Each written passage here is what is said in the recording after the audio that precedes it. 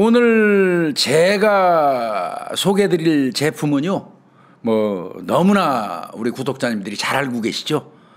대한민국 대표 분식 중독원인의 떡볶이부터 시작해서 여러 개가 있죠. 이거에 대해서 오늘 좀 말씀드리고자 합니다. 제일 여기서 유명한 거는 떡볶이 아니겠습니까?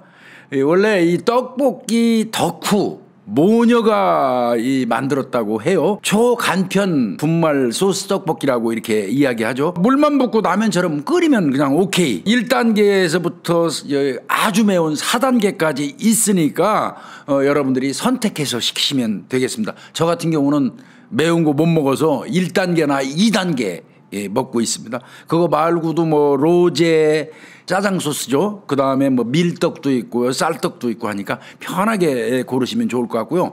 또 이 집에서 만들어내는 음식 있죠. 이거 맛있습니다. 쫄면. 이것도 숙성 소스로 아주 맛있게 새콤달콤하게 쫄면을 만드셨어요. 이거 한번 드셔보셔도 좋고요. 그리고 제가 좋아하는 겁니다. 맥주 안주로 아주 딱인 수제 치즈 스틱. 이거는 제가 집에서 맥주 한 잔 마실 때마다 이거를 조리해서 먹으면 이 이상 좋은 안주는 없더라고요. 그리고 수제 오란다가 있죠. 아주 말랑하고 달콤한 맛입니다. 한번 드셔보셔도 좋을 것 같습니다. 떡볶이, 쫄면, 치즈 스틱, 수제입니다. 수제. 그리고 수제 오란다 이렇게 있는데 3만 원 이상 구매하면은 무료 배송해 준다고 하고요. 2만 원 이상 구매하면 그냥 서비스로 뭘 또 주신다고 해요. 주문할 때는요, 이 메모란에다가 김복준의 사건 속으로라고 입력해 주십시오. 그러면 추가 서비스가 증정됩니다. 전화번호는요 010-2340-8908 010-2340-8908로 직접 전화하셔서 주문하시면 됩니다. 해피기버 홍보대사 김복준입니다. 해피기버에서는 그 여성들로 구성된 그 봉사 합창단을 지금 운영하고 있는데요. 연중 그 합창 단원들을 모집하고 있으니까요. 그러니까 합창으로 봉사를 하고자 하시는 분들은 많이 지원해 주시기 바랍니다. 저희 사건 속으로 고정 댓글에 모집 공고를 올려두도록 하겠습니다. 오늘 토요일입니다.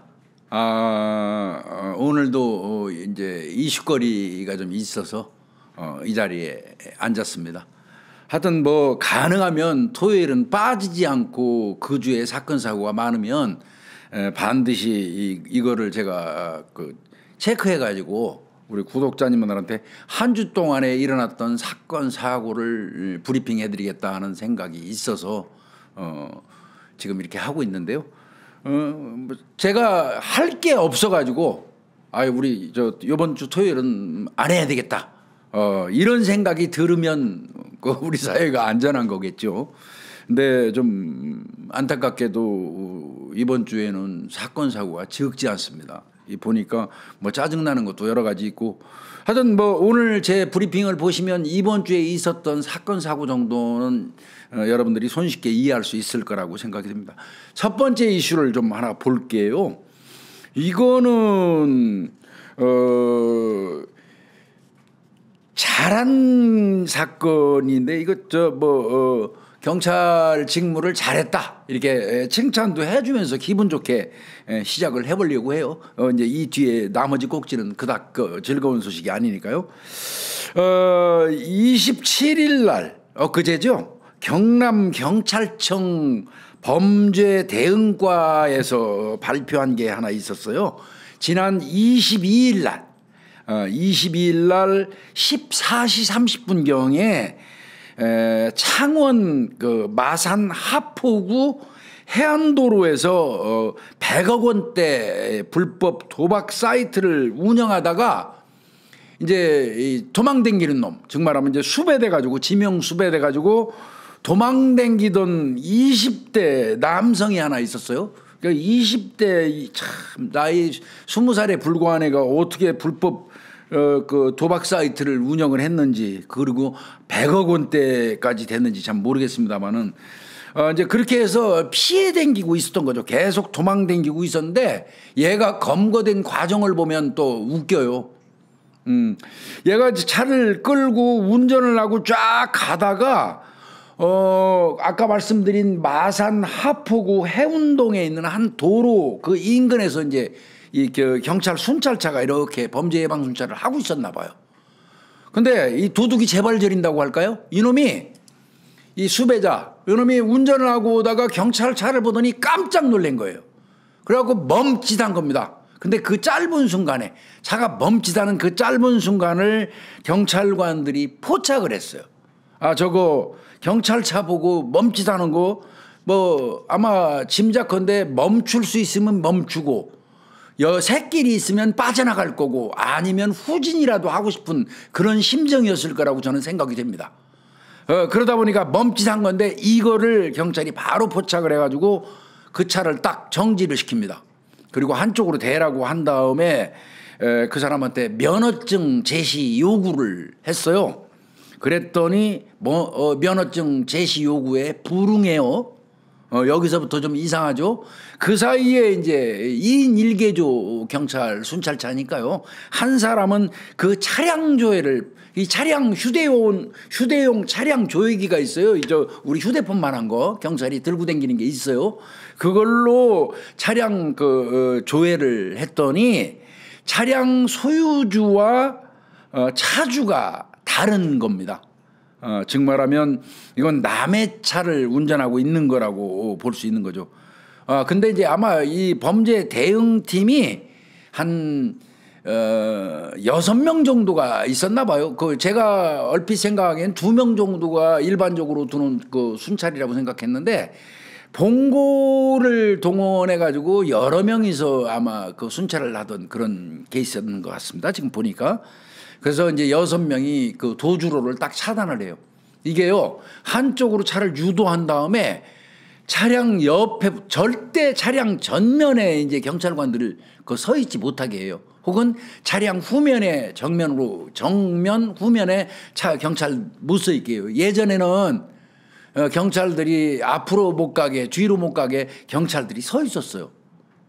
그리고 예전에는 그렇게 사람이 서 있으면 솔직히 얘기해서 앞으로 밀거나 뒤로 후진해가지고 경찰관을 다치게 하는 일은 거의 없었거든요. 근데 요즘에는 그렇지 않지 않습니까? 그러다 보니까 요즘에는 경찰들이 정면 후면에 절대 안 씁니다. 좌측에 붙어가지고 면허증 제시 요구하고 이제 이런 형태로 가는데 그래서 도주로만 차단을 한 것 같아요. 이제 차량이라든지 이런 걸로. 그리고 그 사람을 내리도록 해가지고 이제 너 왜 그 면허증 제시도 거부하고 이름하고 주민등록증 번호는 되는데 그 번호하고 차량 소유주하고 왜 달라 뭐 등등을 이제 추궁하다가 궁극적으로는 할 수 없이 지 인적사항을 댄 거죠. 근데 이제 여러분들 잘 몇 번 제가 말씀드렸지만요. 경찰관들이 면허증 신분증이 없습니다 하고 두고 올 수도 있잖아요, 집에. 이런 경우에는 경찰이 그럼 어떻게 확인을 할까요? 그런 경우에는 경찰이 이렇게 합니다. 당신 이름과 주민등록번호를 부르시오. 그래서 경찰 수첩에 이기한 다음에 112 상황실 혹은 전산실로 전화를 걸어요. 그래서 이 사람 지문번호를 불러달라고 그래요. 그러니까 이를테면 주민등록번호가 670888 다시 123456778 이러니까 이걸 불러준 다음에 이 사람의 지문번호를 불러주세요 하고 얘기를 하면 전산실에서 그 사람의 지문번호를 부릅니다. 지문번호도 똑같아요. 주민등록번호하고 같이 789 123 이렇게 이제 불러줘요. 그러면 그 불러준 지문번호를 가지고 경찰이 바로 그 돋보기 있어요. 그거 들이대면서 손바닥 내미십시오. 혹은 지문 찍으십시오 해가지고 지문을 백지에다 찍은 다음에 돋보기로 살펴보는 겁니다. 그래서 경찰은 지문 볼 줄 알거든요. 지문을 딱 보면 이제 이를테면 활처럼 이렇게 올라간 거는 무작정 1번이에요. 궁상문이라고 그래서 궁상문. 그다음에 말굽처럼 이렇게 엉겨 있는 거는 2번부터 몇 번. 둥글둥글하게 돌아가면 7번부터 8번 이런 그 번호가 있습니다. 지문 보는 방법이. 그걸로 딱 따지는 거예요. 왜? 지문은 제가 늘 말씀드리지만 만인부동. 지구상에 같은 사람은 없어요. 그 다음에 종생불변, 죽는 날까지 변하지 않습니다. 그렇게 해서 지문의 2대 특성으로 너 지금 거짓말하잖아. 너 지금 왼쪽 이 무지 이게 지금 우리가 그 돋보기로 해서 살펴보니까 너 1번이라 해봤는데 왜 지금 저 3번을 불렀죠. 3번이 나와. 뭐 이런 식으로 하면 빼도 박도 못하는 거거든요. 이렇게 해서 아마 이제 건거를 한 것 같고 이제 결국 추궁 들어가니까 찍소리 못한 것 같습니다. 얘는 도박 공간 개설 혐의로 도박장 개설한 거죠. 체포영장이 발부됐는데 이놈이 경찰이 잡으러 가니까 그때부터 내뛰어가지고 도망댕긴 거예요. 요 놈을 잡은 거예요. 이거 계속 도망댕겼으면 장기 미제 사건으로 굉장히 어려움에 처할 수도 있었는데 그 멈칫하는 그 순간을 경찰이 포착해갖고 검거했다. 그래서 요거 마산경찰서 직원들이겠죠. 굉장히 칭찬하고 싶다 이런 생각 들고 어린 놈의 새끼가 벌써 20살밖에 안 된 놈이 100억대 도박장 개설해가지고 참 싹수가 놀았습니다. 응당한 처벌을 받고 앞으로 정신 차렸으면 좋겠습니다. 두 번째 사건 하나 보겠습니다. 두 번째는 오늘 좀 꼭지가 좀 있어요. 여러분들 좀 느긋하게 앉아 계시면 좋겠습니다.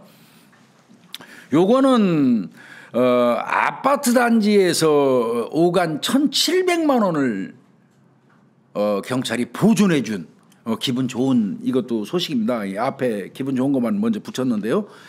13일이래요. 13일. 8월 13일 날 낮 12시 16분경이에요. 대전 중구에 있는 한 아파트 상가에서 아마 이제 휴가를 맞이한 그 대전 서부경찰서 형사과 피싱팀이에요. 보이스피싱이라든지 뭐 이런 피싱팀의 이진웅 경사입니다. 이진웅 경사가 이제 휴가를 내고 휴가 가려면 음식 같은 것도 좀 미리 사가지고 준비해야 될 거 아니에요. 그래서 그 아파트 상가에 이제 음식을 이렇게 이제 주문하러 갔다가 이제 뭔가 이상한 모습을 보게 된 거예요. 그거 봤더니 50대 남성입니다. 피해자 먼저 얘기하지 말고 이 피의자부터 얘기해야 되겠네요. 내려서 이제 음식을 사러 이렇게 가고 있는데 어떤 사람이 택시에서 이렇게 내려요. 그러더니 택시에 내려가지고 이 아파트 주변을 막 계속 두리번거리는 겁니다. 그러면서 두리번거리다가 일정 부분 그 건물에 사진을 휴대폰으로 이렇게 찍는 거예요. 저 사람 좀 이상하다. 한 30대 남성인데 그래서 이제 좀 이상하다 하고 주목을 해서 보고 있었어요. 그리고 그 사람이 이제 안쪽으로 이렇게 가니까 살살 쫓아가 본 것 같습니다. 왜? 그때부터 어떤 촉이 온 거예요. 피싱팀이라고 그랬잖아요.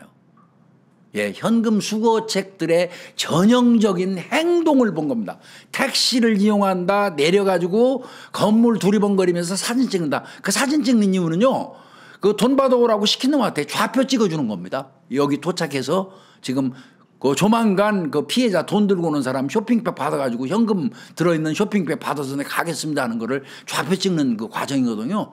그 과정, 일련의 과정을 이상하게 딱 본 거예요. 이 경사가.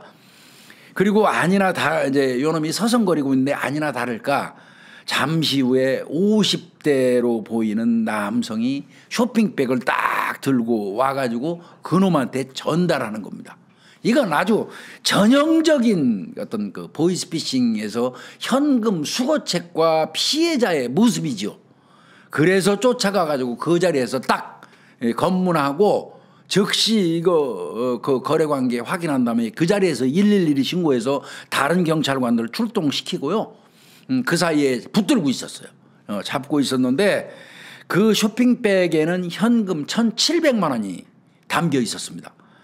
내용을 물어보니까 대환대출을 그러니까 이자가 싼 걸로 이제 바꿔준다는 거 아니에요. 전환시켜준다는 그거를 미끼로 해가지고 이 보이스피싱을 당한 이 50대 남성이 1,700만 원을 인출해서 들고 와고 이 자식한테 현금 수거책한테 전달하려다가 우리 이경사의 날카로운 눈썰미에 딱 걸려드는 겁니다. 그래서 이제 112가 와가지고 동행을 해서 이제 확인이 됐는데 요 현금 수거책 이 30대 남성이 뭐라고 그랬냐면 저는 몰라요. 이게 보이스피싱인지 몰라요. 나는 이거 한 번 해주면 건당 5만 원씩 주는 아르바이트라고 해가지고 왔을 뿐이지 보이스피싱인지 여부는 전혀 몰랐습니다 하고 이렇게 얘기를 했는데 웃기는 소리 하는 겁니다.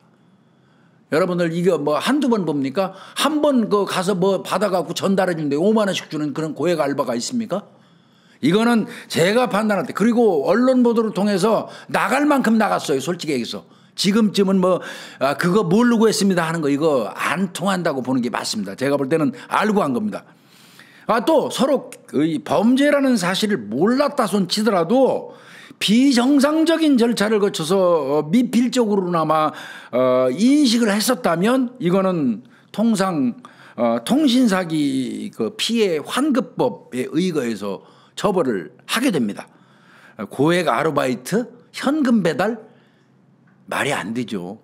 이 사람은 아마 형사처벌 확실하게 받을 겁니다.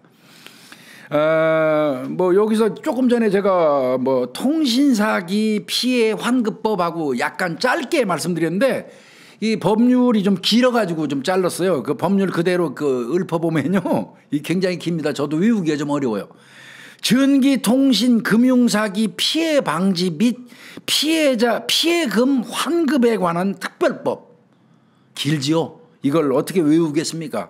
전기통신금융사기 피해 방지 및 피해금 환급에 관한 특별법.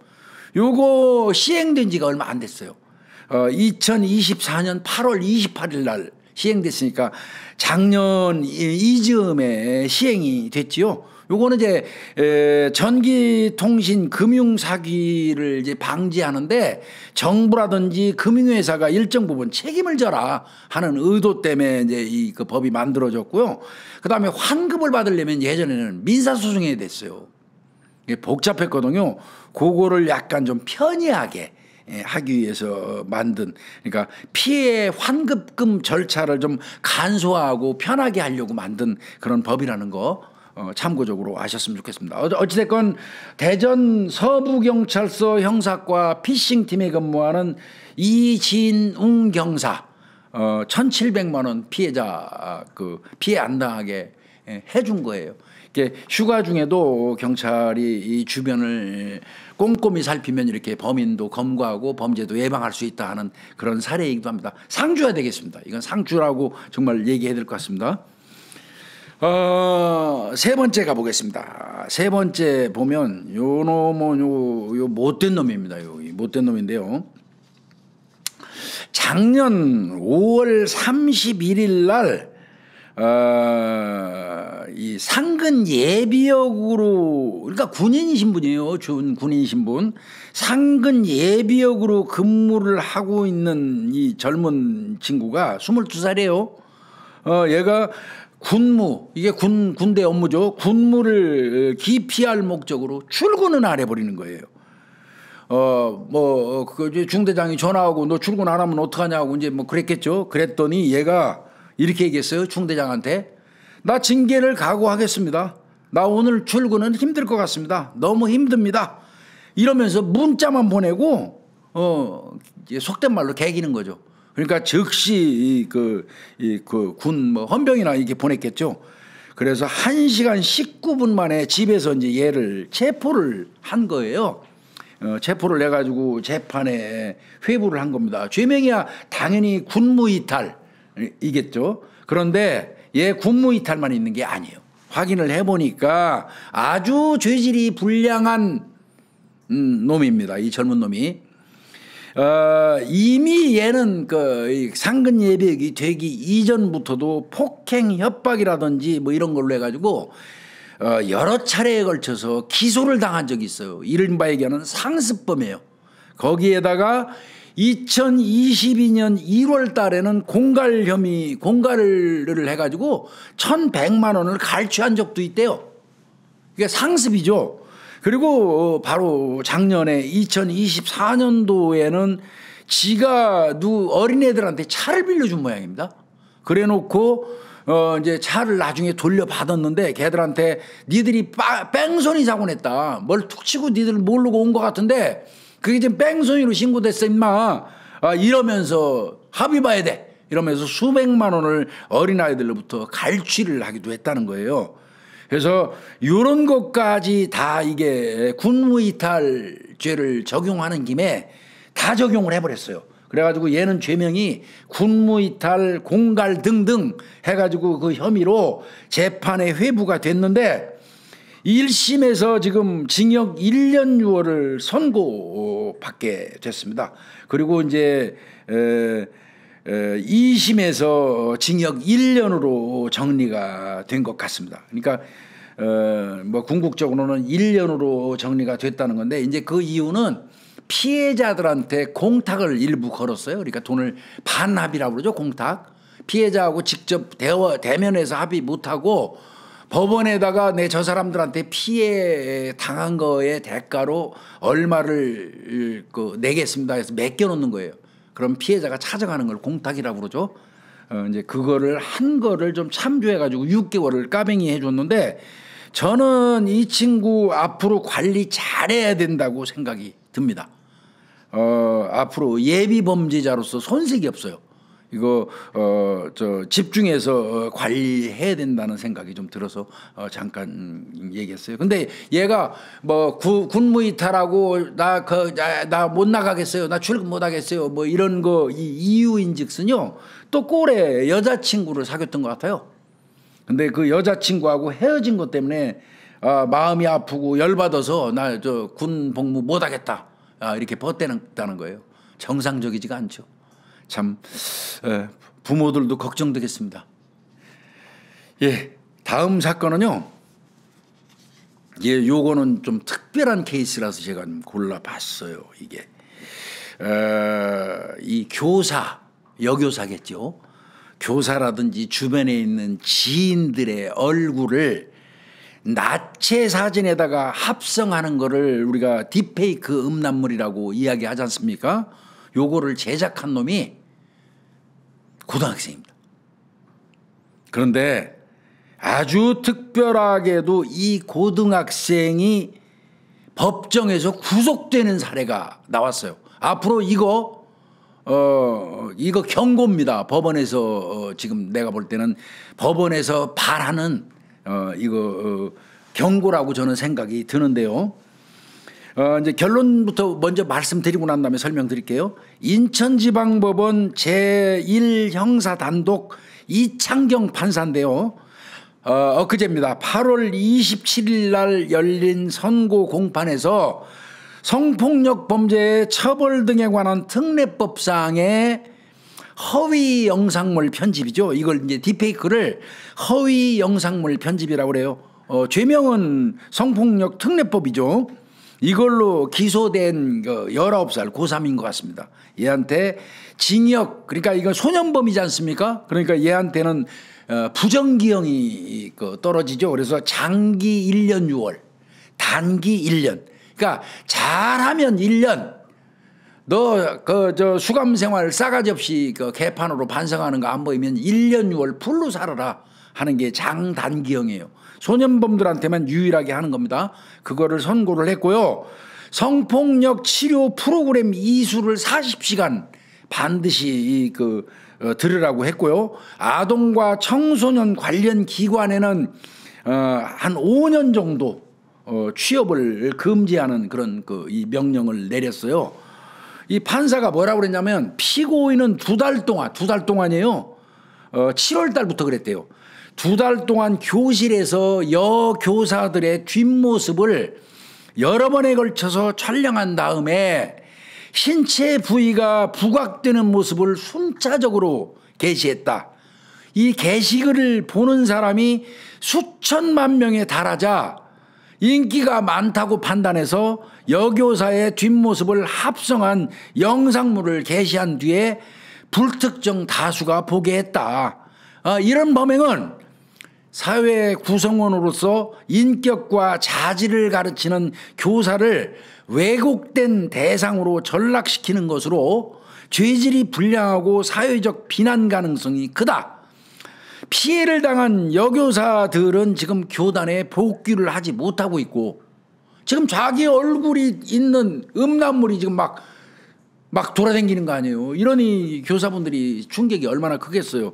일부 피해자들 같은 경우는 이놈이 이제 공탁까지 걸었나 봐요. 합의하려고. 근데 공탁도 필요 없다고 수령 거절했대요. 교사들이. 이 얘기는 뭐예요? 용서 못한다는 거죠. 이런 거. 또 다만 이제 피고인이 뭐 형을 전부 다 인정하고 뭐 인정 안 할 수 있어요. 지가 올린 그 근거가 있는데 인정하고 뭐 반성을 하고 있다. 이제 만 17세로 본 모양이죠. 만 17세 어린 나이에 성적 충동과 호기심 등으로 이 사건 범행에 나아간 것으로 보이고 부모로부터 제대로 보살핌을 못 받아서 애가 이런 짓을 한 걸로 이 참작이 좀 된다. 뭐 이러면서 조금 전에 말씀드렸던 단기 1년, 장기 1년 유월을 준 거예요.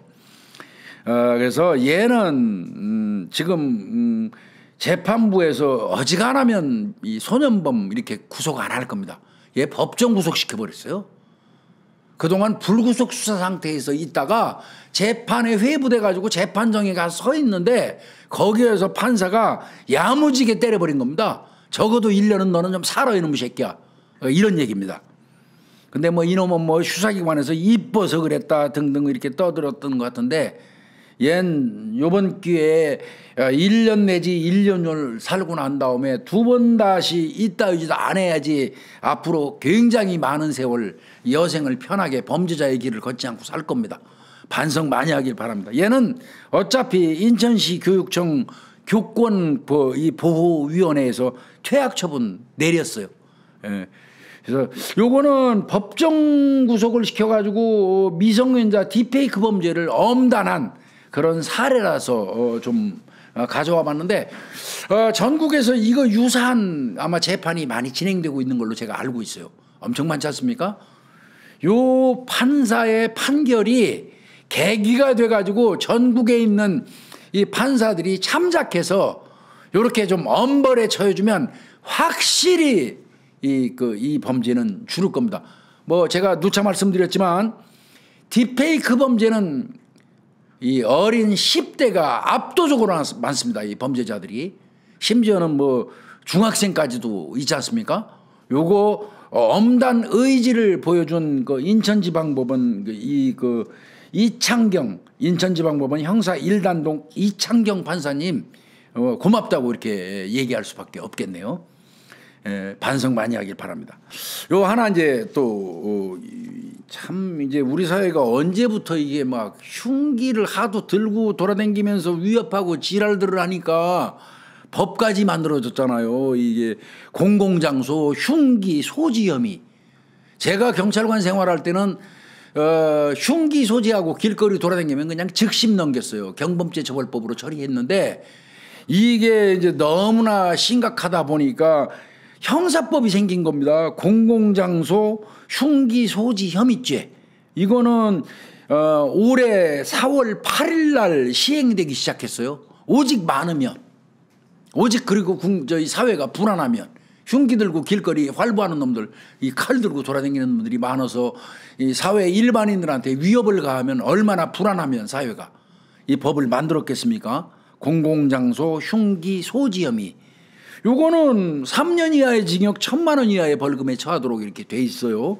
뭐 다중이 이용하는 이런 대로변, 도로라든지 공원이라든지 지하철, 뭐 상가, 뭐 목욕탕 같은데 뭐 누구나 이용할 수 있는 그런 시설에 흉기 들고 왔다리 갔다리 마트 같은데 이러고 흉기 들고 다니면 이건 즉심이 아니에요. 이제는 공공장소 흉기 소지 혐의죄로 형사처벌 받는다는 거죠. 전과 올라가고 운 없으면 3년 사시고 또 1,000만 원 이하의 벌금 물을 수도 있고 그런 건데요. 여기 보니까 이게 의정부 경찰서에서 이 발생한 사건인데 8월 27일이니까 엊그제예요.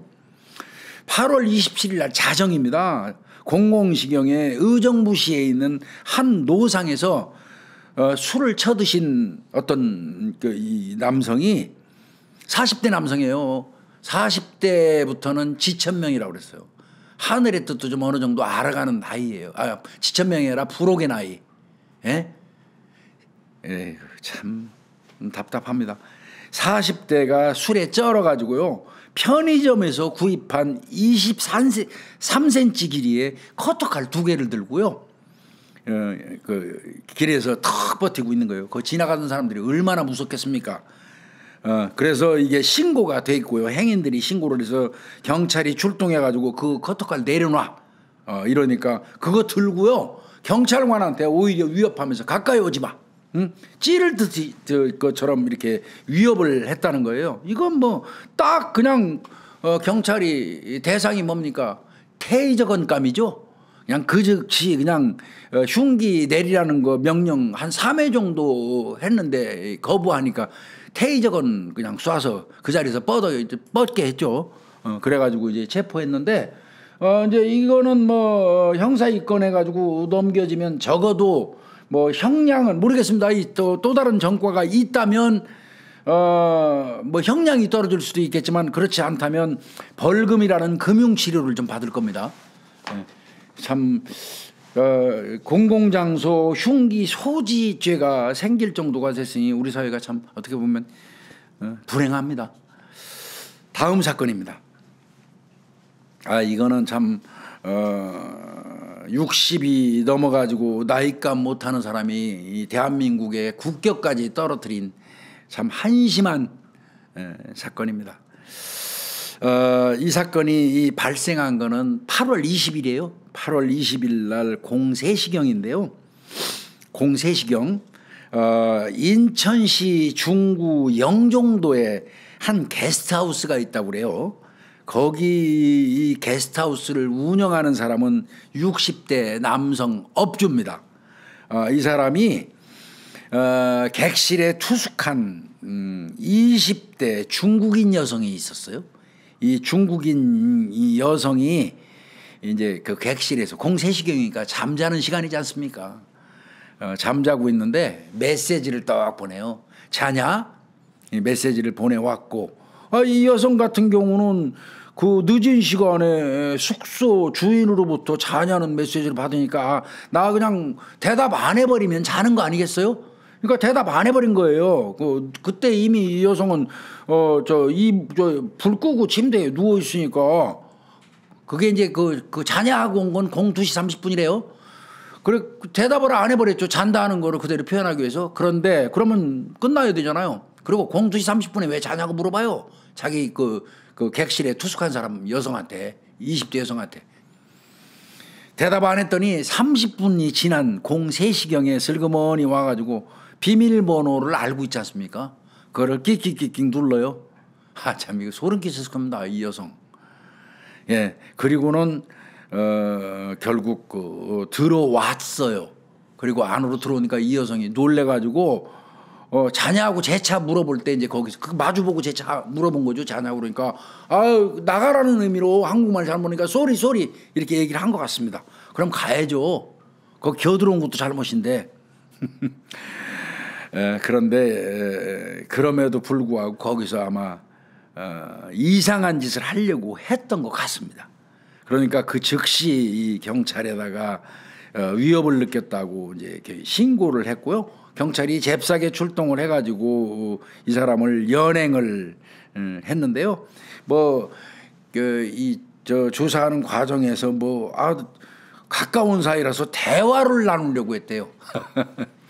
60대 남성이 자기 운영하는 객실에 투숙한 20대 여성한테, 그것도 외국인 여성한테 뭔 대화를 할까요? 03시경에. 이건 의도가 뻔하지 않겠습니까?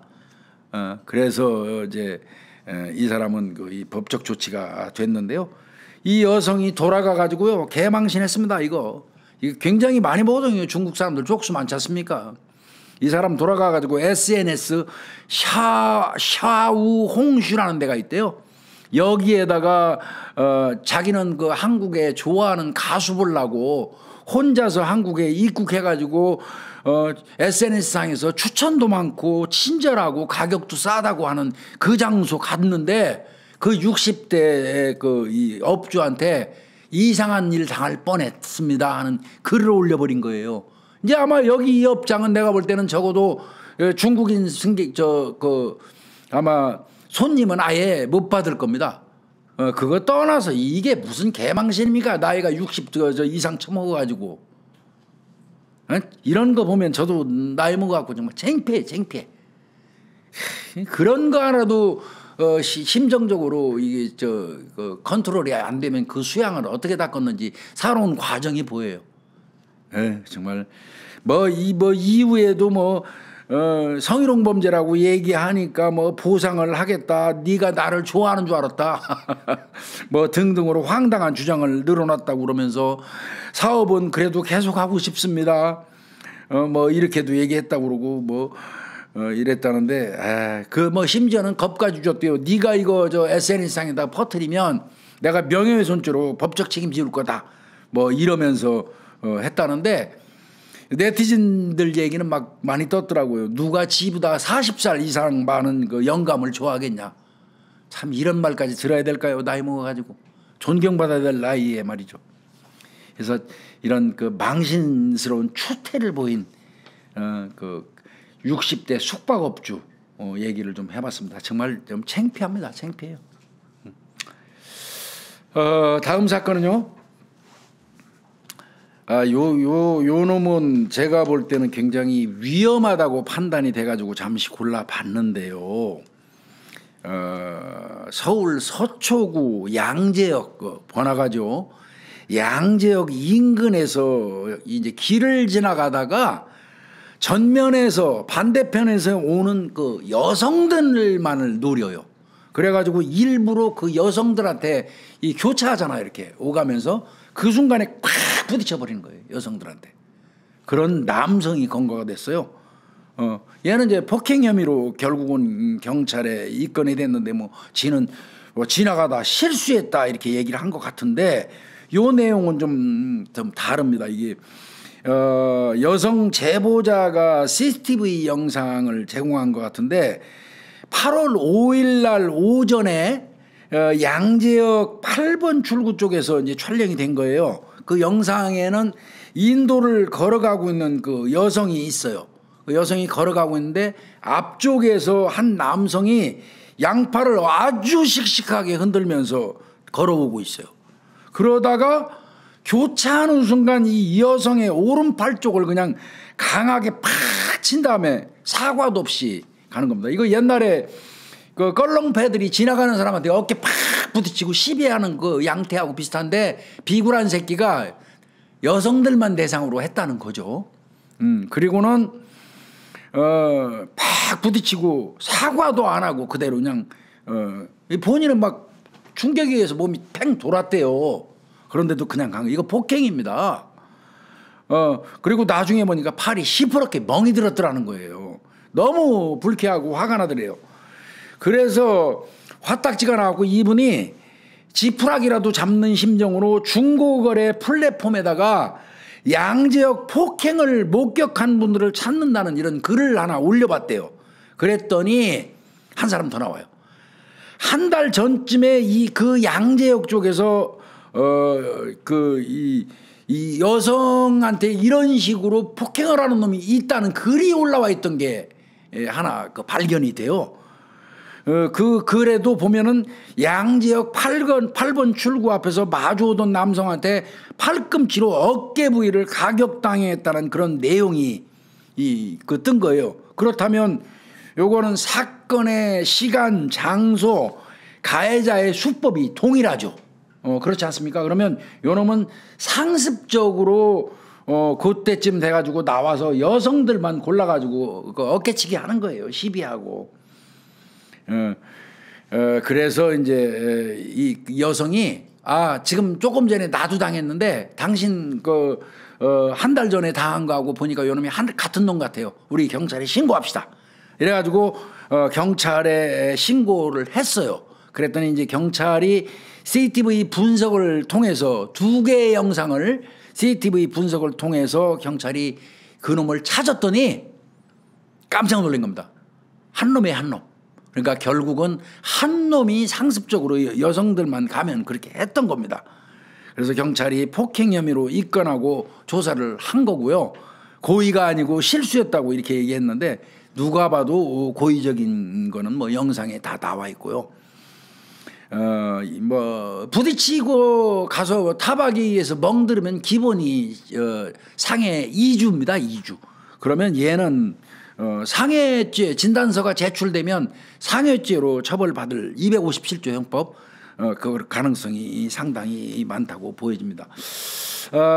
이런 경우 이 여성분의 대처가 저는 훌륭하다고 생각이 들어서 지금 이 사안을 좀 선택을 해봤어요.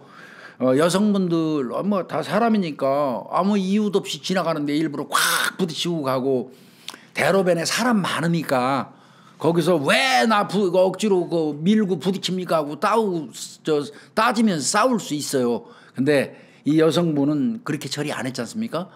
요즘 하도 무서운 세상이라요. 그렇게 하시면 안 돼요. 이 여성분처럼 현장에서 다투지 마시고요.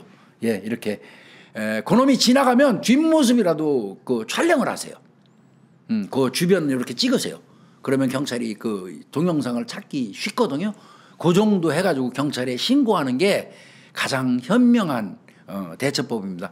현장에서 왜 부딪히고 사고 안 하냐고 이거 하는 거 위험할 수 있기 때문에 제가 말씀드리는 거예요. 이 여성분 대처 잘했어요. 요놈은 내가 볼 때는 뭐 너무 비약된 거일 수도 있지만 약한 사람들을 골라가지고, 특히 여성들만 골라가지고 고의로 쾅쾅 부딪히고 댕기면 자기가 가지고 있는 어떤 사회에 대한 불만, 지가 뭐 못 나가지고 제대로 못 돌아가는 지 주변의 현상, 이런 거를 지나가는 여성들한테 폭행함으로써 푸는 상찌질이 문열이라고 생각하시면 됩니다. 요놈은 처벌받고, 앞으로 요거 이미 2번이에요. 한 건이지만 두 건입니다. 한 건이지만 2번이에요. 얘는 앞으로 요런 행위 한두 번 더 하다가 걸리게 되면 그때는 아마 요번에는 구속 안 될 수도 있지만 그때는 구속될 겁니다. 정신 바짝 차리고 개과천선하기를 바랍니다. 여성분의 이 조치는 상당히 잘하셨어요. 예, 이런 거 굉장히 중요합니다. 하나 더 할게요. 요즘 우리 사회의 화두는 스토킹과 이별살인과, 그러니까 스토킹 뭐 같은 범주지만요. 마약이죠, 마약. 예, 마약입니다, 이거. 지난 8월 24일 날이요. 08시에 아침 8시 눈 뜨자마자 같은데 서울 송파구에 있는 어떤 그 사람이 경찰에다가 우리 집에 도둑이 든 것 같다고 신고했어요. 그러니까 경찰이 뭐 날같이 출동했죠. 경찰관이 출동을 해가지고 자, 문을 두들기고 안에 들어가 도둑놈 잡을 거 아니에요, 그 집에. 그런데 이거는 신고는 해놓고 문도 안 열어주고 대답도 없는 거예요. 그리고 이거 뭔지 모르게 이상하다 해서 경찰이 밖에 나가갖고 살폈겠죠. 그랬더니 이게 웃기는 일이 벌어졌습니다. 신고한 이 집주인이 경찰이 오니까 오히려 두려워가지고 문은 안 열어주고 건물 배관을 통해서, 4층입니다, 4층. 건물 배관을 통해서 도망을 가요. 그러다가 떨어졌습니다. 예, 추락을 했어요. 4층에서. 이거 속된 말로 안 간 게 다행이에요. 뭐 다리 다쳐가지고 병원 치료 받는다고 하는데 이거 이해가 안 가지 않습니까? 경찰관 입장에서는. 아니, 아침 대바람에 8시부터 우리 집에 도둑 들었다고 신고해서 기껏 경찰이 출동했더니 문 안 열어주고 오히려 창문 통해서 가스배관 타고 도망을 가? 신고한 사람이? 이건 맞대가리 간 거 아니에요. 뭐겠습니까? 경찰이 보니까 횡설수설하는 거에다가 입에서 술 냄새는 안 나는데 답 나오잖아요. 마약한 거죠. 마약 처먹거나 마약 흡입한 거죠. 그래서 바로 경찰이 소지하고 있는 마약 간이시약 검사를 한 겁니다. 그랬더니 거기서 이른바 얘기하는 뽕, 예, 아시죠? 이제 요즘에는 하도 구글 측에서 이 노란 딱지를 자꾸 붙여가지고 마약과 관련돼서 무슨 원어를 사용하는 것도 부담스럽습니다. 이거 누가 자꾸 신고를 하는 건지 굉장히 힘듭니다. 우리 좀 채널 운영하는데 뭐 이른바 얘기하는 뽕, 예, 그거를 양성 반응이 나왔습니다. 그러면 이제 이 마약에 쩔어가지고 경찰에 신고를 했던 거예요. 근데 이제 이 경우를 저는 충분히 이해할 수 있어요. 이게 왜 그러냐면요. 이 마약을 복용하거나 이 마약을 투약한 놈들이요. 늘 불안감에 쩔쩔 매는 현상이 있어요. 지가 마약을 했다는 그 공포, 조만간 경찰이 막 들이닥칠 거라는 그런 두려움, 이런 거 등등이 있어가지고 막 불안감이 가중됩니다. 공포감이. 그러다가 마약 때문에 환청, 환시 현상을 겪게 되는데, 얘는 밤에 마약을 이제 투약한 상태에서 속된 말로 환청을 들은 거겠지요. 자기네 집에 누가 들어와갖고 뭐 덜그럭거리면서 뭘 훔치는 소리, 혹은 환시 현상을 겪었을 수도 있어요. 누군가가 들어와가지고 지금 도둑질하러 들어와서 자기 집을 뒤지고 있는 거. 그래가지고 경찰에다가 도둑 들었다고 신고를 했던 건데, 막상 경찰이 출동했을 때 보니까 지가 맞대가리 가갖고 신고한 거거든요. 근데 마약 걸리게 생겼어. 그러니까 그 4층 높이에 잘못하면 뒤질 뻔했어요. 4층 높이에서 배관 타고 내려가다가 떨어져 버린 거 아니에요. 예, 이런 일이 있었다고 합니다. 아직도 이거 지금 이 마약을 하는 이거 정말 마약은요, 제가 늘 말씀드리지만 망국병입니다. 마약 망국병이에요. 마약을 용인하게 되고 마약에 대한 강력한 응징, 강력한 어떤 조치가 없으면 우리 사회는 완전히 병들어 버립니다. 마약만큼은 정말 판사건 검사건 우리 사회 누구도 이뤄놓지도 용인하면 안 돼요. 예, 마약은. 예, 그런 의미에서 하나 좀 선정해 봤습니다. 아이, 바보 같은 놈이죠. 그래가지고 결국 지는 떨어져서 다쳐가지고 병원을 치료하고 또 형사처벌은 제대로 받겠죠. 다음 사건요. 다음 사건은 여러분들 생각보다 많으시죠. 좀 이제 몇 개 안 남았으니까 좀 참으십시오.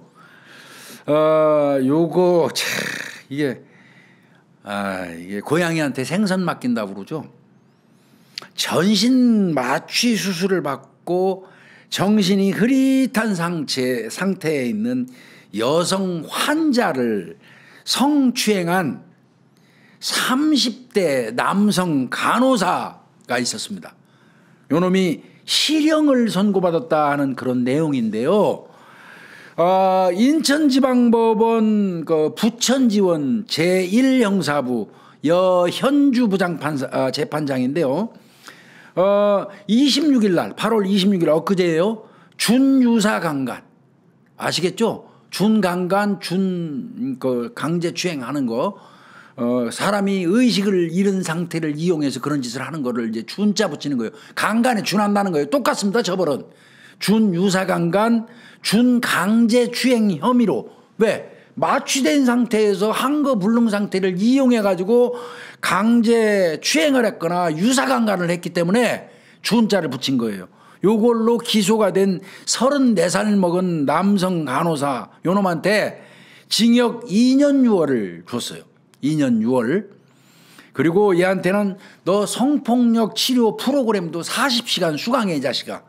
그리고 향후 5년 동안은 아동 청소년 장애인 관련돼 있는 기관에 취업도 못해 하고 명령을 한 겁니다. 이 범죄 사실을 보니까요. 아이 치졸한 새끼 이거. 작년 11월 22일입니다. 한겨울이죠. 13시 24분 오후 1시 24분경에 경기도 부천에 있는 한 병원, 이게 지가 근무하는 병원이겠죠. 남성 간호사니까.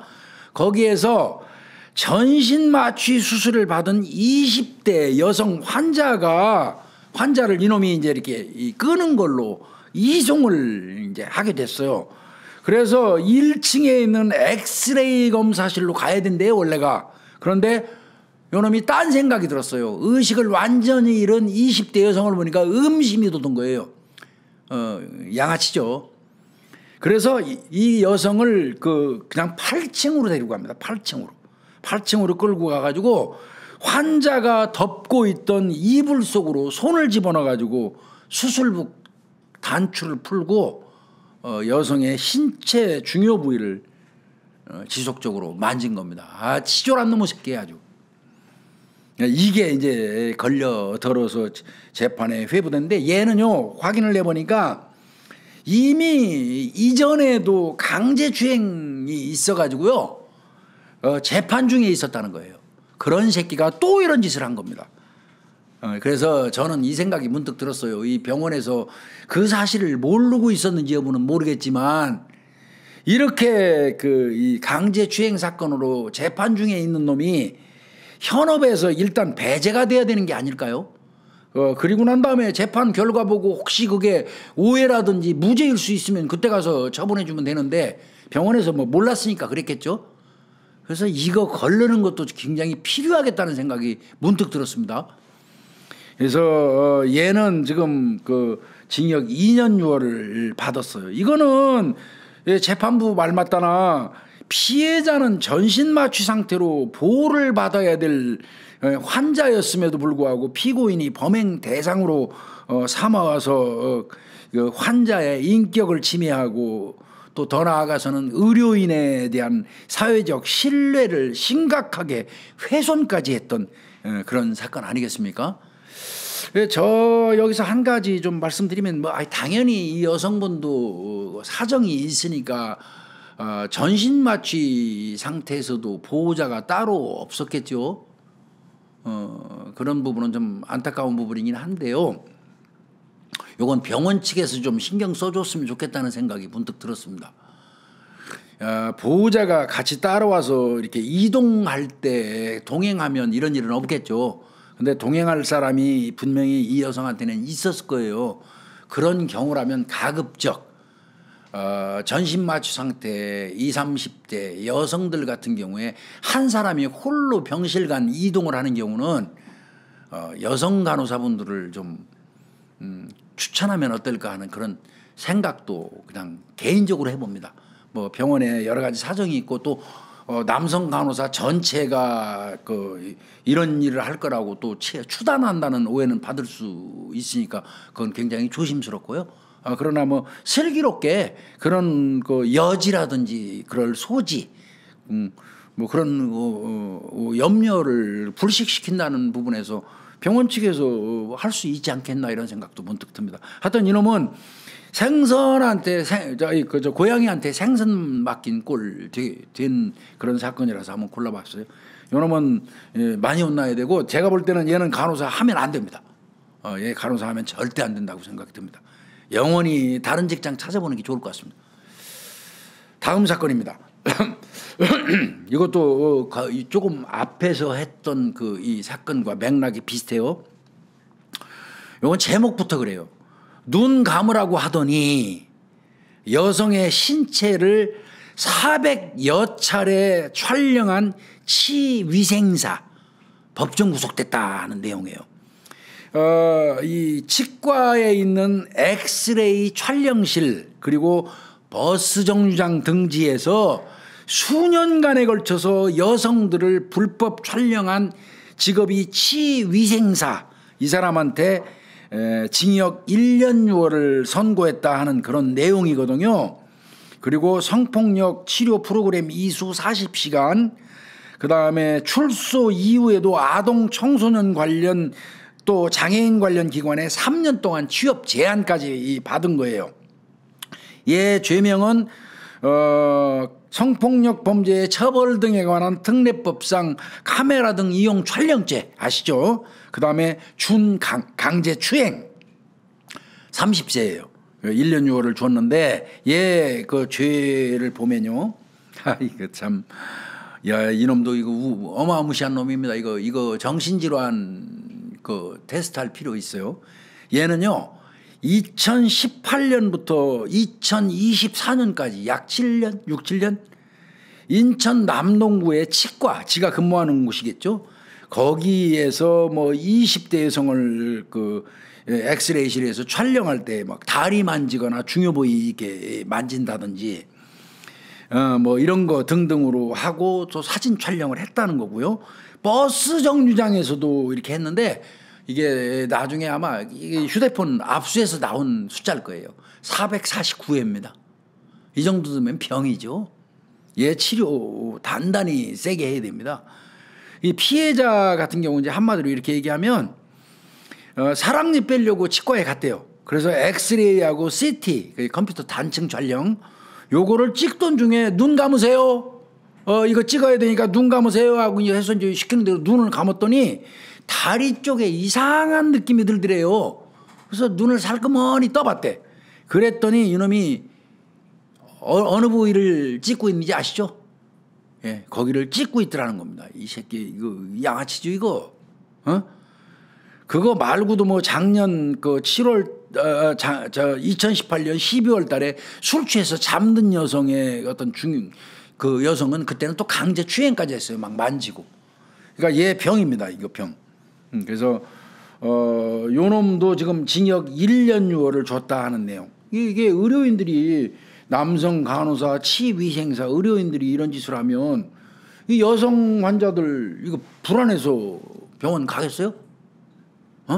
이거 그리고 병원 같은 데는 아프면 당연히 가야 하는 곳이고 거기에 가면은 안전하게 내가 아프지 않게 치료를 받을 수 있다는 확신이 있는 곳이에요. 안전하다고 판단되는 곳이고. 그런데 그런 데서 종사하는 사람들이 이런 어떻게 보면 병보다 더 위험한 행태를 하고 있다면 이건 우리 사회가 너무 불안한 거죠. 이거 어떤 면에서 보면 이런 사람들을 가중처벌할 필요도 있다는 생각이 들어서 한번 선정해 봤습니다. 자, 또 나쁜 놈 얘기를 안 할 수가 없네요. 이거는 제주도에서 발생했던 사건인데요. 2025년도 2월 1일 날 채팅 어플리케이션을 통해서 이게 채팅 어플리케이션 통해 갖고 미성년자 어린애들이 자꾸 이게 희생되거나 나쁜 길로 빠지는 것 때문에 안타까운데요. 이 남성놈이 작정을 한 것 같아요. 작정을 했으니까 이제 이 어린애들도 자주 들어오는 채팅 어플리케이션을 이제 깔은 거 아니겠어요? 얼마 전에 우리 권 PD가 채팅 어플리케이션 깔으면 미성년자 애들이 얼마나 순식간에 많이 들어오는지를 실제로 한번 해봤지 않습니까? 뭐 실시간으로 들어오더라고요. 뭐 나이 뭐 하고 막 우수수 들어오고 그거에 의해서 뭐 조건 만남도 이루어지고 위험한 일들이 자꾸 벌어지고 있는데 이 채팅 어플리케이션 이거를 효과적으로 통제하는 IT 강국이라는 대한민국에서 아직도 이게 제대로 안 되고 있다는 게 지금 문제예요, 문제. 이거 제도적인 어떤 그 대책을 세워야 되는데 뭐 하는지 모르겠습니다. 여기서도 2월 1일 날 채팅 어플리케이션을 통해 가지고 미성년자를 만난 거예요, 이놈이. 만났는데 이 어린애한테 야 너한테 무슨 뭐 좋지 않은 어떤 기운이 뻗치고 뭐가 있고 마치 지금 무슨 심령술사나 되는 거 마냥 뭐 이렇게 하면서 야 내가 그거 쫓아내는 거 해줄게. 즉 말하면 퇴마의식을 해줄게. 참나. 이렇게 하면서 퇴마의식을 빙자해가지고 제주도에 있는 한 모텔로 어린애를 유인합니다.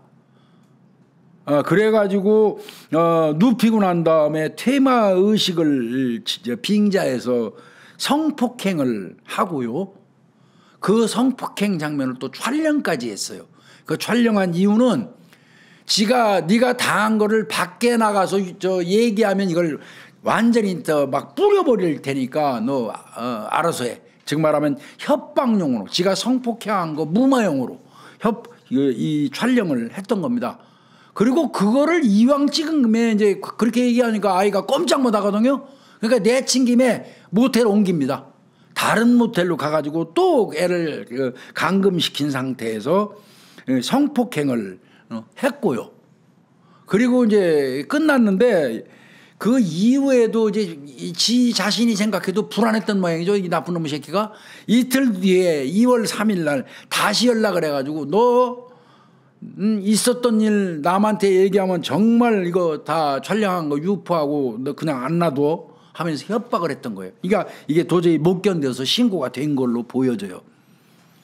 그래서 이 검찰에서는 죄질이 극히 불량하다고 피고인의 이 사건 범행은 죄질과 수법에 비추어서 상당히 불량하다. 이러면서 검사는 7년 때려주세요 하고 구형을 했어요. 그런데 요놈은 그 사이에 어린아이하고 부모하고 했겠죠. 합의를 해버렸네요. 합의를 해가지고 징역 2년 6월에 집행유예 4년을 받았습니다. 실형은 맞지만 교도소 수감은 안 된 거죠. 그런 그 사건이 있었습니다. 속상합니다. 이거는 제 생각은 재판부에서 아무리 합의가 됐다 손 치더라도 죄질이 아주 훌륭하지 않습니까? 이렇다고 그러면 2년 6월에 집행유예 4년 줬는데 2년 6월 정도는 실제로 국민들 세금으로 밥 좀 먹게 했었으면 어땠을까 싶습니다. 그래야지 이 자식 버릇 고칠 텐데 이 개버릇도 앞으로도 할까 두렵습니다. 근데 이제 집행유예 기간 4년 동안에 또 이런 짓 하면 2년 6월 그 외상값까지 같이 첨부해서 받게 될 겁니다. 정신 바짝 차리고 다시는 이런 짓 안 하기를 바랍니다. 퇴마의식이 보여요. 근데 이제 제가 요 근래에 보니까요, 갑자기 대한민국 사회가 주술이라든지 이 점성술이라든지 이 무당 무속과 관련된 이게 어느 날 갑자기 그전에는 그런 거를 입에 올리는 거를 약간 꺼림칙하게 여겼었어요. 대중들이 그 미신이나 믿는 거 아니냐 그러고 이러면서 그런 말 입에 잘 올리지도 않았었어요. 근데 갑자기 과학이 눈부시게 발전하고 지금 IT 그 강국이라는 대한민국에서 최근에 급작스럽게 무속, 점 보는 놈, 관상가 뭐 이상한 게 그냥 많이 나오고 퇴마의식이 나오고 뭐 미디어 영향 아니면 정치인들의 영향 여러 가지 다양한 그 원인이 있겠지만요. 이게 어린애들이 관심을 갖게 되고 귀가 쫑긋하게 한 다음에 퇴마의식이 준다고 불러가고 성추행하잖아요. 예, 과학이 눈부시게 발달한 그 대한민국에서 어지간히 좀 했으면 좋겠습니다. 어지간히 좀. 예, 그리고 영화 생산하시는 분들, 미디어 송출하시는 분들 지나치게 미신이라든지 운명론적인 거, 뭐 퇴마, 뭐 이런 것 등등은 조금 합리적으로 좀 자제하면서 만들었으면 좋겠다는 생각을 개인적으로 가져봅니다. 다음 사건입니다. 이거는 제가 개인적으로 생각할 때 세상에서 가장 비굴한 새끼의 이야기입니다. 길거리에서요, 여자친구가 앉아있는데 그 여자친구를 발차기를 내버렸어요. 그 여자친구 얼굴에 발차기 맞고 그냥 기절해버린 그런 일이 발생했어요.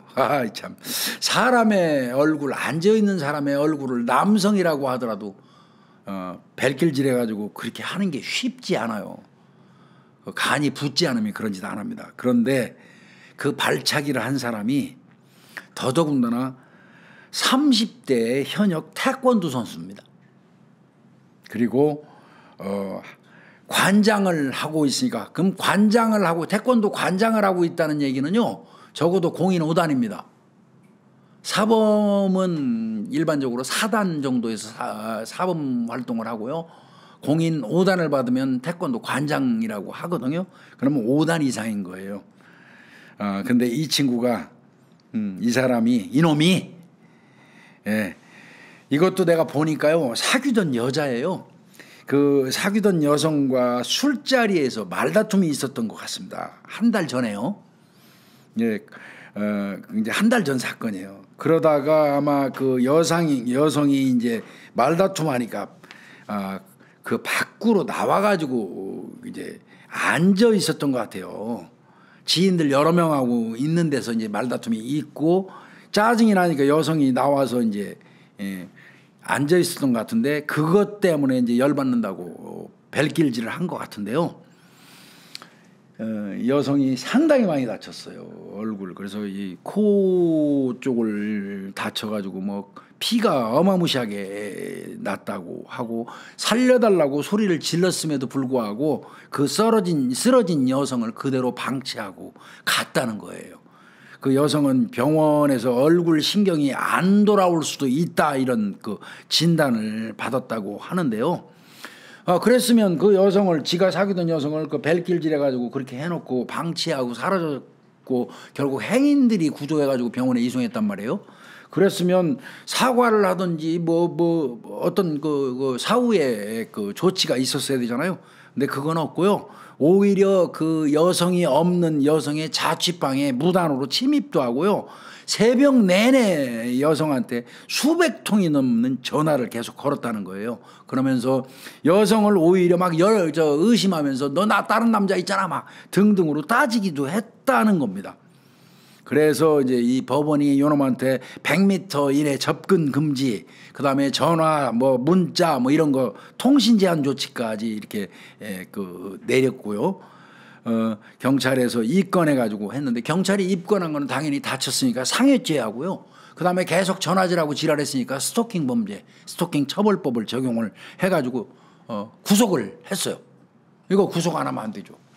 구속을 해가지고 이제 재판에 회부를 했는데 제가 아까 얘기했잖아요. 참으로 비굴한 놈이다. 세상에 일반인도 아니고 일반인도 그런 사람은 없어요.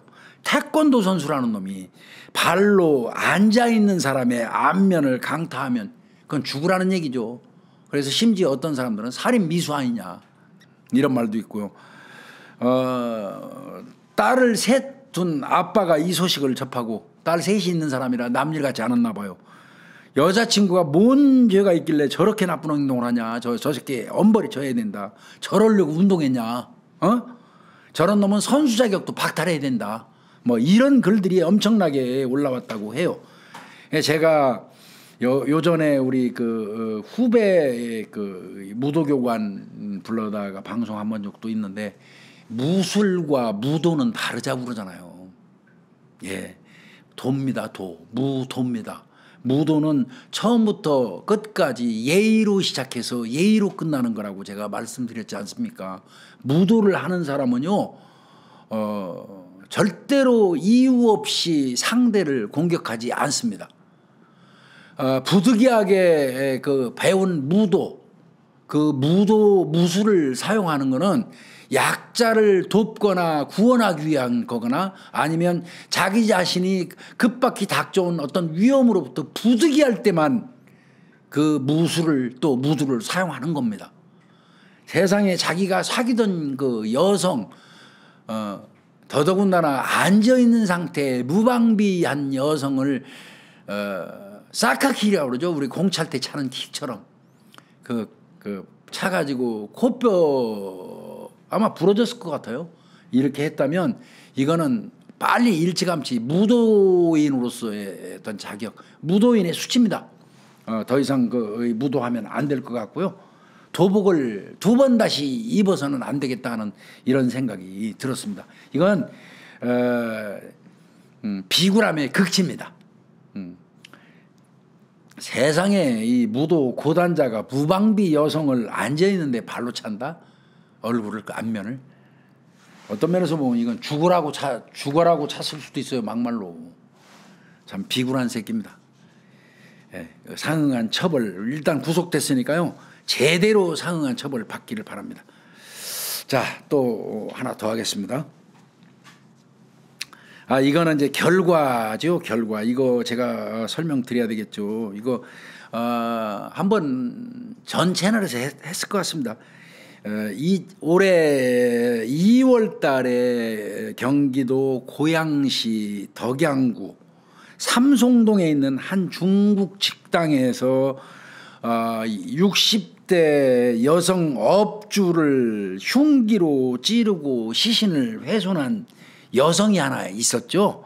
그래서 나중에 경찰이 검거해가지고 자초지종 알아보니까 그 60대 그 중식당 업주를 공격한 여성이 이 중식당 운영하시는 남편의 내연녀였었잖아요. 그 내용은 제가 한번 설명드렸던 것 같은데요. 아마 이 범인 이 여성이 그 중식당 그 여주인의 남편하고 내연 관계를 유지하다 보니까 얼마나 본처가 믿겠습니까? 이를테면 본처. 예. 그 본처가 이제 미우니까 미워하던 중에 뭐 여러 가지 얘기를 들은 것 같아요. 안 떨어지고 껌딱지처럼 붙어가지고 네가 지랄하니까 우리 남편이 지금 너를 떨쳐내지 못하는 거 아니냐 뭐 이런 얘기 등등을 네가 했냐 남들한테 네가 하고 댕겼냐 이걸 따지면서 주겠다는 거예요. 이게 말 같지도 않은 소리 하는 거죠. 더더군다나 내연 관계를 유지하면서 이제 중국 식당 그 남편하고 어느 정도 거리가 가고 금이 간 것 같습니다. 그러니까 더더군다나 미워했던 것 같아요. 본처를 이를테면. 그래서 약 1년 전부터 흉기를 구입해 가지고 보관을 해왔다는 겁니다. 이건 계획범죄의 서두예요. 그리고 급기야 그거를 이용해서 살해를 한 겁니다. 중식당에 들어가 가지고. 이 아들도 그때 제가 설명드리기에는 주방에서 일하다가 두 사람이 홀에 들어가고 얘기한다고 그래서 놔뒀는데 나중에 가보니까 공격했던 거 보고 막 충격받고 했던 그런 내용 있었지 않습니까? 그 내용의 그 재판 결과가 이제 나온 거예요. 그러니까 2025년 2월 달에 발생했던 그 삼숭동 중식당 그 여성 업주 살인 사건, 시신 훼손 사건 관련돼서 이 결과가 나왔는데 30일 날 그 재판 결과 나왔어요. 의정부 지방법원 고양지원 제1형사부 김희수 부장판사입니다. 살인과 사체 손괴 혐의로 기소된 이 50대 여성한테 징역 35년 줬습니다. 징역 35년과 전자발찌 10년 부착 명령을 내렸다는 그 판결 결과입니다.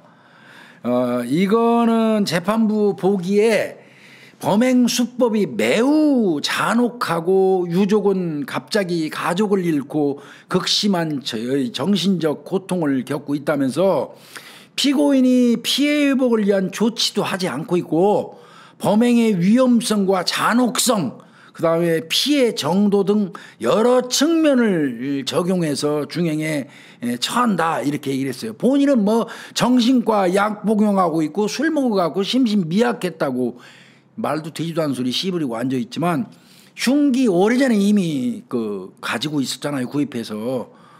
그 다음에 뭐 수사기관에서 범행 내용을 낱낱이 기억한대요. 당일날 있었던 일을. 그럼 심신미약이 그 범행 당시에 오지 않았던 거 아니겠습니까? 이런 거 등등이 참작돼서 징역 35년이 선고됐다는 거고요. 여기서 비난받을 사람은 당연히 그 내연녀 맞죠. 희생당한 분은 너무 억울하신 거고요. 근데 여기서 이 내연녀 이 사람보다 못지않게 반성하고 책임감을 느껴야 되는 사람 누군지 여러분들 말씀 안 드려도 알겠죠. 그 중국집 그 남성분 그분도 뼈저리게 통렬하게 반성하고 자식들 얼굴 어떻게 보고 살 겁니까? 마지막 하나만 더 하고 정리하겠습니다. 이것도 역시 그 전에 있었던 사건의 그 재판 결과가 나와서 합니다. 이건 어차피 좀 앞전 사건 또 지금 제가 말씀드린 이 사건은 대한민국 살인 사건, 국내 살인 사건 분석할 때 한 번씩은 해야 될 걸로 보여지기는 합니다. 그렇지만 이제 오늘은 브리핑 형태로 할 거예요. 어떤 남성이 있었습니다. 동업을 했습니다. 여성과. PC방을 한 3년 해봤습니다. 망했습니다. 자, 이번에는 그 여성하고 칼국수집을 한 1년 해봤어요. 역시 쫄딱 망했습니다. 망하다 보니까 돈이 부족해가지고 직원들 월급도 못 주고 하다 보니까 돈을 자꾸 빌렸어요. 결국은 사채손 된 거죠. 그러니까 이제 이 남성 같은 경우는 이제 희망이 없는 거예요. 경제적인 부분에서. 그런데 이렇게 PC방 3년, 칼국수집 1년을 했음에도 불구하고 적자나고 직원 월급도 못 주게 된 결과가 동업자 여성 40대 동업자 여성 때문에 그렇다고 본 거예요. 즉 이 여성이 몰래 수익을 빼돌렸기 때문에 쫄딱 망한 거라고 판단을 한 겁니다. 이 남성은. 그래서 이제 동업이 청산되고 이 여성하고 헤어진 이후에도 계속 여성을 원망을 하면서 쌓아갔던 거예요. 그러다가 급기야는 그 여성을 살해하겠다는 마음을 먹게 됩니다. 그래서 이 여성 이 살해하는 거를 실행을 했는데 주차장에서 잠복하고 있다가 피해자가 자기 차에 타자마자 따라 들어가 가지고 그냥 흉기로 공격해서 불과 37초 만에 여성을 살해하고 그 여성을 이제 다른 주차장으로 옮겨가지고 이제 방치했던 이런 사건인데요. 작년 8월 달에 일어났던 사건이죠. 의정부시에 있는 한 주차장에서 이제 그렇게 살해를 하고요. 그 다음에 이제 바로 양주시에 바로 인접이니까요. 그 피해자를 살해한 채 그 싣고는 그 양주시에 있는 한 공터로 그 이동을 해서 거기 두고 본인도 뭐 이제 스스로 목숨을 끊으려고 했지만 경찰에 체포가 됐던 이제 그런 상황인데, 아까도 얘기한 것처럼 경찰이 잡히자마자 수익금을 다 빼돌려서 망했기 때문에 죽이려고 했고 나도 죽으려고 했다 이렇게 말은 하기는 했어요. 근데 이 사람이 얼마나 철저했냐면요. 한 달 전부터 이 여성을 혼자 있을 때 효율적으로 살해하기 위해서 여성의 차에다가 GPS까지 부착을 해놨대요.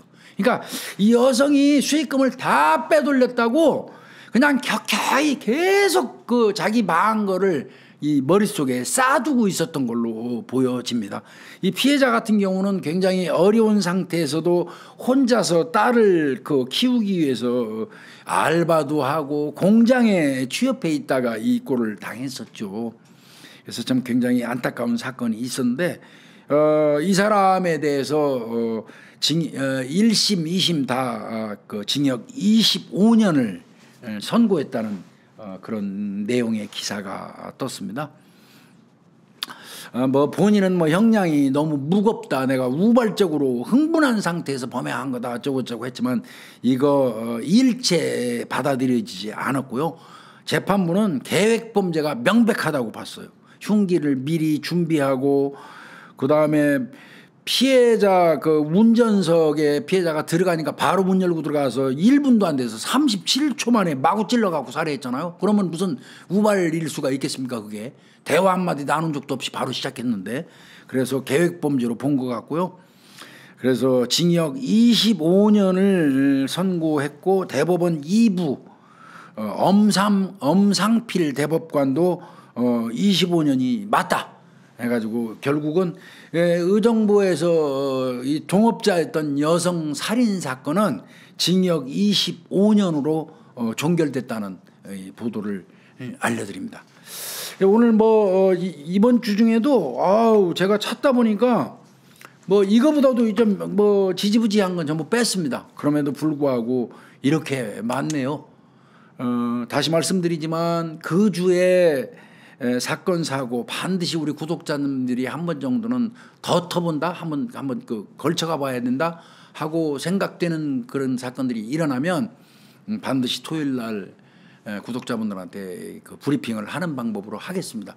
제가 브리핑을 할 필요가 없는 주가 계속되기를 진심으로 바랍니다. 주말 보람있게 보내시고요. 저는 월요일 날 8시에 또 다시 찾아뵙도록 하겠습니다. 감사합니다.